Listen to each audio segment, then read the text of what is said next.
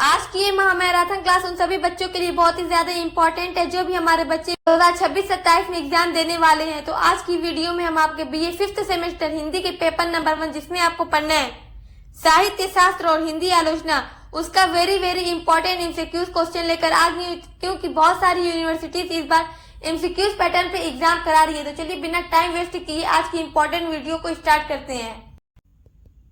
देखिए आपका पहला इंपॉर्टेंट क्वेश्चन है, गेमेंद्र किस काव्य सिद्धांत के प्रवर्तक माने जाते हैं? तो ये औचित्य के काव्य सिद्धांत के प्रवर्तक माने जाते हैं। तो आपका right answer option number A है। आपका अगला क्वेश्चन है, निम्नलिखित काव्य प्रयोजन किस आचार्य के हैं? यानी यहाँ पे जो लिखा है ये किस आचार्य का है काव्य प्रयोजन? तो देखिए, ऊंच नीच अरु कर्म बस चलो जात संसार रहत भव्य भगवतन जस नव्य काव्य सुखसार। तो ये देव का है, देव का। तो आपका right answer option number C है। आपका अगला क्वेश्चन है, संस्कृत के काव्य शास्त्रियों के अनुसार निम्नलिखित में कौन सा काव्य भेद नहीं है? तो जो कथा है वो संस्कृत के काव्य शास्त्रियों के अनुसार काव्य भेद नहीं है। तो आपका right answer option number D है। आपका अगला क्वेश्चन है, धनिक और धनंजय ने रूपक के कितने भेद माने हैं? तो इन्होंने रूपक के 10 भेद माने हैं। तो आपका right answer option number A है। अगला क्वेश्चन देखिए, उपरूपक के कितने भेद होते हैं? तो उपरूपक के 18 भेद होते हैं। तो आपका right answer option number B है।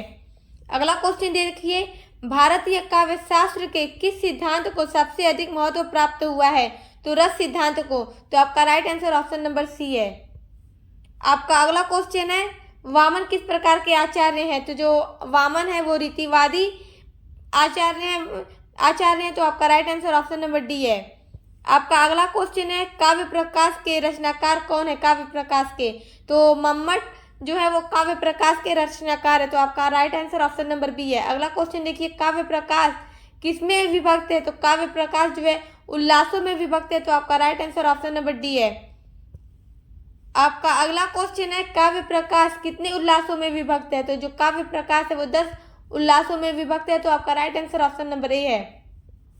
आपका अगला क्वेश्चन है, काव्य प्रकाश के मंगलाचरण में किसकी स्तुति है? तो कवि भारती की। तो आपका right answer option number A है। आपका अगला क्वेश्चन है, काव्य प्रकाश के मंगलाचरण में छंद हैं? तो आर्यों का। तो आपका right answer option number B है। आपका अगला क्वेश्चन है, लौकिक रसों की संख्या कितनी है? तो लौकिक रसों की संख्या 60 है। तो आपका right answer option number C है। आपका अगला क्वेश्चन है, काव्य रसों की संख्या कितनी है? तो काव्य रसों की संख्या 9 है। तो आपका right answer option number A है। अगला महत्वपूर्ण प्रश्न है, भारतीय काव्य शास्त्र के अंतर्गत कितने प्रकार के काव्य हेतु की चर्चा की गई है? तो भारतीय काव्य शास्त्र के अंतर्गत 3 प्रकार के काव्य हेतु की चर्चा की गई है। तो आपका right answer option number C है। अगला क्वेश्चन देखिए, वक्रोक्ति को काव्य का जीवन मानने वाले आचार्य इनमें से कौन है? तो कुंतक है। तो आपका right answer option number C है, कुंतक। आपका अगला क्वेश्चन है, भारतीय काव्य शास्त्र में प्रतिभा के कितने भेद माने गए हैं? तो प्रतिभा के 2 भेद माने गए हैं भारतीय काव्य शास्त्र में। तो आपका right answer option number A है। आपका अगला क्वेश्चन है, संस्कृत काव्य शास्त्रियों ग्रंथों के आधार पर काव्य शास्त्र का प्रथम आचार्य माना जाता है? तो भरत मुनि माना जाता है। तो आपका right answer option number B है।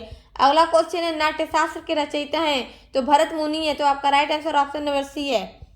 अगला क्वेश्चन देखिए, काव्य अलंकार किसकी रचना है? तो भामह की रचना है। तो आपका right answer option number A है। अगला क्वेश्चन देखिए, भामह किस संप्रदाय के समर्थक थे?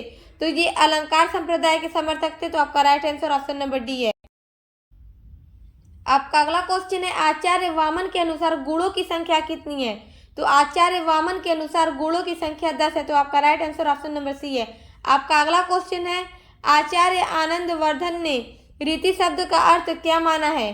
तो उन्होंने पद संघटना को माना है। तो आपका right answer option number D है, पद संघटना। आपका अगला क्वेश्चन है, रीति के शास्त्रीय विवेचन का आरंभ कहाँ से होता है? तो भरत मुनि के नाट्य शास्त्र से होता है। तो आपका right answer option number B है।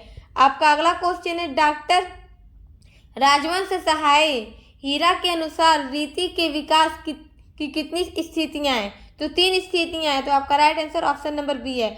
आपका अगला क्वेश्चन है, नाट्य शास्त्र किसकी रचना है? तो ये भरत मुनि की है। तो आपका right answer option number A है। अगला क्वेश्चन है, नाट्य शास्त्र और अग्नि पुराण में कितनी रीतियां मानी गई हैं? तो 4 रीतियां मानी गई हैं। तो आपका right answer option number C है। अगला क्वेश्चन देखिए, रीति को काव्य की आत्मा किस आचार्य ने माना है? तो वामन ने रीति को काव्य की आत्मा माना है। तो आपका right answer option number D है। अगला क्वेश्चन देखिए, आचार्य विश्वनाथ ने व्यभिचारी भावों की संख्या कितनी मानी है? तो 33 मानी है व्यभिचारी भावों की संख्या। तो आपका right answer option number D है। अगला क्वेश्चन देखिए, निर्वध किस रस का स्थायी भाव है? तो जो निर्वध है वो शांत रस का स्थायी भाव है। तो आपका right answer option number D है। आज की वीडियो में मैं आपके 1 से लेकर 8 तक यूनिट का जो बहुत ही ज्यादा इंपॉर्टेंट क्वेश्चन है वही लेकर आई हूँ। तो देखिए आपका अगला क्वेश्चन है, सामान्य स्थायी भावों की संख्या कितनी मानी जाती है? तो 9 मानी जाती है सामान्य स्थायी भावों की संख्या। तो आपका right answer option number A. आपका अगला क्वेश्चन है, काव्य के अंतरंग पर बल देने वाला संप्रदाय है? तो ध्वनि है। तो आपका right answer option number A है। आपका अगला क्वेश्चन है, स्थायी भाव को उद्घोषित करने वाले कारण कहलाते हैं? तो विभाव कहलाते हैं। तो आपका right answer option number C है। अगला क्वेश्चन देखिए, विशिष्टा पदर्चना रीति किसका कथन है? तो ये वामन का है। तो आपका right answer option number D है। अगला क्वेश्चन देखिए, रीति को संघटना अर्थात समयक घटना किस आचार्य ने दिया है? तो देखिए आनंदवर्धन ने रीति को समयक घटना का नाम दिया है। तो आपका right answer option number C. आपका अगला क्वेश्चन है, आलंबन और उद्दीपन रस के किस अंग के भेद हैं? तो विभाव के भेद है। तो आपका right answer option number D है। अगला क्वेश्चन देखिए, अनुभाव के कितने रूप माने गए? तो अनुभाव के 4 रूप माने गए। तो आपका right answer option number A है। आपका अगला क्वेश्चन है, पाश्चात्य काव्यशास्त्र का उद्भव कहाँ हुआ था? तो यूनान में हुआ था पाश्चात्य काव्यशास्त्र का उद्भव। तो आपका right answer option number B है। अगला क्वेश्चन देखिए, पाश्चात्य काव्यशास्त्र का विकास कहाँ हुआ था? तो रोम में हुआ था। तो आपका right answer option number C है। अगला क्वेश्चन देखिए, यूनान का आदि कवि कौन है? तो होमर है। तो आपका right answer option number C है। अगला क्वेश्चन देखिए, यूनान का पहला काव्यशास्त्री कौन माना जाता है? तो प्लेटो माना जाता है। तो आपका right answer option number A है। आपका अगला क्वेश्चन है, निम्नलिखित में से कॉलरिज के अनुसार प्राथमिक कल्पना का कौन सा नाम नहीं है? तो ललित कल्पना नहीं है। तो आपका right answer option number D है। अगला क्वेश्चन देखिए, निम्नलिखित में से कौन ललित कल्पना का प्रयोग नहीं करता? वो तो विक्षिप्त नहीं करता। तो आपका right answer option number D है। अगला क्वेश्चन देखिए, टी.एस. इलियट ने प्रज्ञा के कितने रूप माने हैं? तो इन्होंने 2 रूप माने हैं प्रज्ञा के। तो आपका राइट आंसर ऑप्शन नंबर 2 है। ऑप्शन नंबर ए है 2, प्रज्ञा के 2 रूप माने हैं।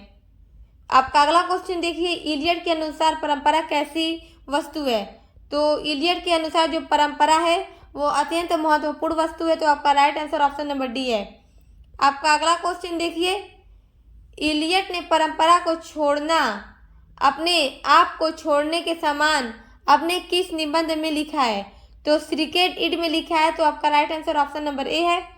आपका अगला क्वेश्चन है, इलियट धर्म और संस्कृत को कैसा मानते हैं? तो जो इलियट है वो धर्म और संस्कृत को एक मानते हैं। तो आपका right answer option number B है। आपका अगला क्वेश्चन है, इलियट ने परंपरा के ज्ञान के कितने लाभ बताए हैं? तो 2 लाभ बताए हैं। तो आपका right answer option number A है।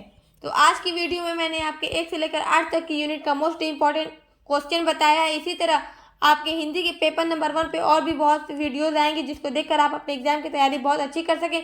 और पेपर नंबर 2 की भी वीडियोस लगातार अपलोड हो रही है, तो चेक करके जरूर पढ़ लीजिएगा। अब मिलते हैं अगली वीडियो।